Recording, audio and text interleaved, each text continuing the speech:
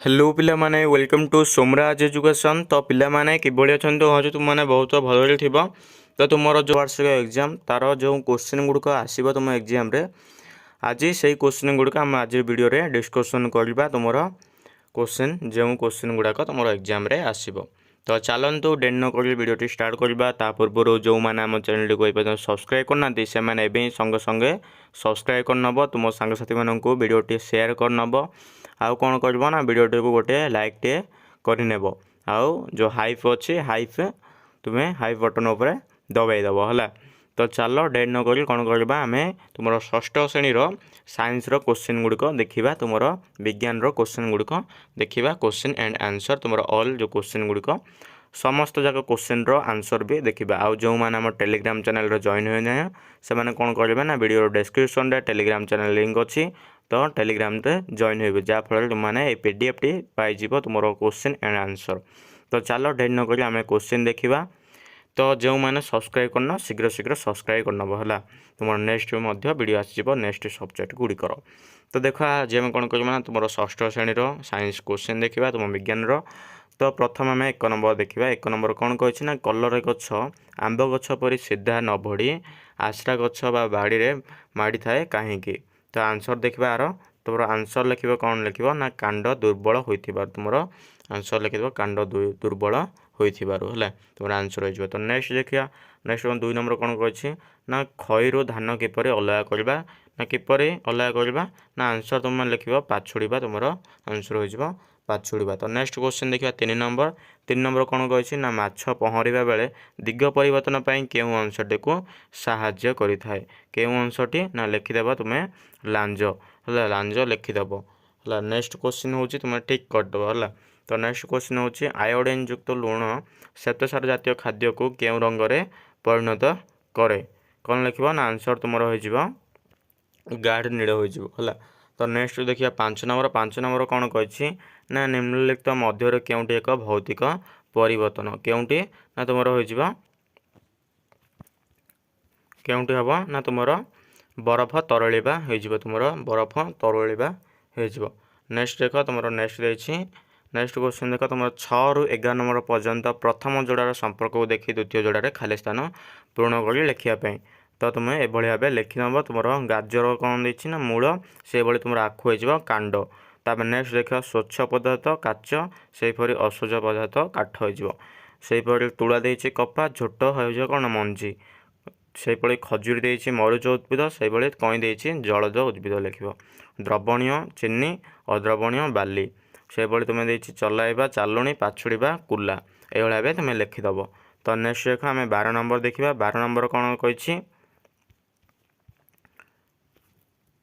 तो नेक्स्ट देख आम 13 नंबर देखा। 13 नंबर कौन कही ना द्रवण आपको तुम्हें संक्षिप्त भाषा टिप्पणी लिख। तो कौन लिख ना देख द्रवण हूँ दुई बा अधिक पदार्थर एक समरूप मिश्रण ए गोटे पदार्थ अन्य एक पदार्थर संपूर्ण भाव में मिशी रही है। द्रवण जो पदार्थर परिमाण कम थाए ताकू द्रावक कहुए और जो पदार्थर परिमाण अधिक थाए ताकू द्रवक कहुए। उदाहरण स्वरूप चीनी पानी रे मिसिले चीनी हूँ द्रावक और पानी हूँ कौन ना द्रवक है। तो नेक्स्ट देखा नेक्स्ट होती तुम 14 नंबर देखा। 14 नंबर कही परिस्थान विषय लिखापी।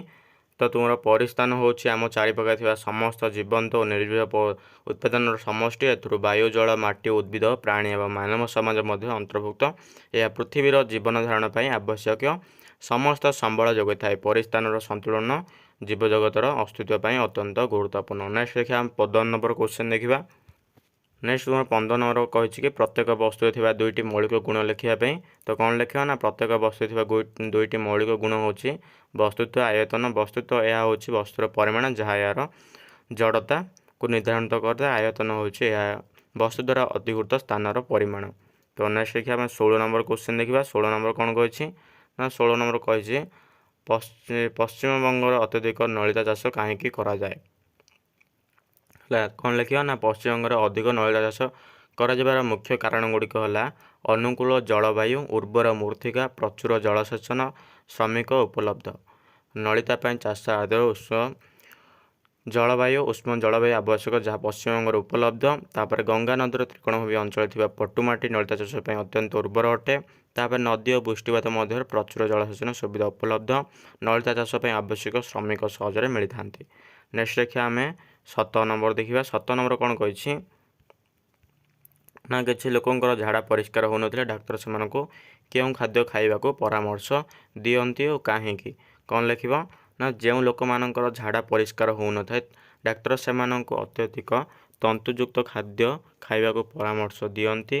कारण तंतुयुक्त खाद्य जेपरिक पनीपरिबा फूलफल एवं समग्र शस्य हजम प्रक्रिया साहाय्य करे। यह मूल को नरम करिथाए, मल को नरम करिथाए एवं अंतनळीर गति को सुगम करिथाए जहाद्वारा कोष्ठकाठिन्य दूर होता है। नेक्स्ट देखिए आम 8 नंबर क्वेश्चन देखा। 8 नंबर कौन कही ना अंडा सिझेबा एक रासायनिक परिवर्तन कहीं कौन लिखा ना अंडा सिझेबा एक रासायनिक परिवर्तन कारण यही प्रक्रिया रे अंडार प्रोटीन और संरचना स्थायी परिवर्तन घटे। उत्ताप जोगु प्रोटीन विकृत होता है एवं एक नूतन पदार्थ परिणत हुए जहाँ पूर्व अवस्था को फेराई आनी हुए। नेक्स्ट देखिए आम 19 नंबर क्वेश्चन आंसर देखा। 19 कौन कही ना दुईटी खाद्य उत्पादन रे नाम लेख जहाँकि आम उद्भिद और प्राणी मान ठारू पाई न थाउ। कौन लिख ना आम उद्भिद और प्राणी मान ठारू पाई नथिबा दुईटी खाद्य उत्पादन होची जल और खनिज लवण यथा सोडियम पोटासियम कैल्शियम इत्यादि एग्जाम्पल दब। तो नेक्स्ट लेख आम देखा 20 नंबर नड़िया तंत्र दुईटी व्यवहार लेख। नड़िया तंत्र दुईटी व्यवहार होची कौन लिख ना मोटा दौड़ी एवं ब्रश तैयारी रे फ्लोर मैट द्वार मैट एवं अन्यान्य हस्तशिल्पी सामग्री। तो नेक्स्ट देखो आम 21 नंबर देखा 4टी अजैविक कारकर नाम लिखापी कही। 4टी अजैविक कारकर नाम हो आलोक जल वायु तापमात्रा। नेक्स्ट क्वेश्चन देखिए आम 22 नंबर उद्भिद गति करे कि उद्भिदर गतिर किसी उदाहरण दियो। हाँ उद्भिद गति करे किंतु प्राणी मानक परि गोटे स्थान अन्य स्थान को गति करे नाही। उद्भिदर गति मुख्यतः अभिवृद्धि एवं परिवेश प्रतिक्रिया सहित जड़ित। उद्भिद गतिर किसी उदाहरण होची सूर्यमुखी फूलर सूर्य आड़ को मुँह करवा है लिखिदेव फोटोट्रॉपिज्म ब्रैकेट रे लिखिदेव। तो नेक्स्ट रेखा आम देखिया मोर